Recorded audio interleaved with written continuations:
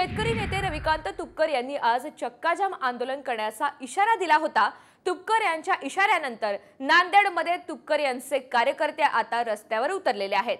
नांदेड लातूर महामार्गावर या शेतकरी संघटनेच्या कार्यकर्त्यांनी रास्ता रोको आंदोलन सुरू केलेलं आहे। ओला दुष्काळ जाहीर करा, सरसकट कर्जमाफी द्या, पीक विम्याची रक्कम तात्काळ शेतकऱ्यांच्या खात्यावर जमा करा, अशा विविध मागण्यांसाठी हे आंदोलन करण्यात येत आहे। या आंदोलनामध्ये शेतकरी आणि रविकांत तुपकर यांचे कार्यकर्ते मोठ्या संख्येने सहभागी झालेत।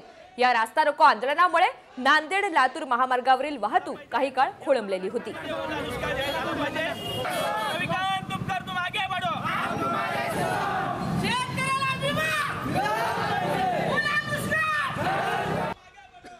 शेतकरी संघटनेचे नेते रविकांत तुपकर यांनी आज चक्काजाम आंदोलन करण्याचा इशारा दिला होता। आपण सध्या आहोत नांदेड जिल्ह्यातील लातूर नांदेड या महामार्गावर। आपण पाहू शकतो की रविकांत तुपकर यांचे जे कार्यकर्ते आहेत ते शेतकऱ्यांच्या विविध मागण्यासाठी जे आज या ठिकाणी रस्त्यावर उतरलेले आहेत। रविकांत भाऊ तुपकरांचं गेले 4 दिवस झालं उपोषण चालू होतं, पण त्या उपोषणाच्या कुठलेही दखल न घेता या सरकारने केलं नाही।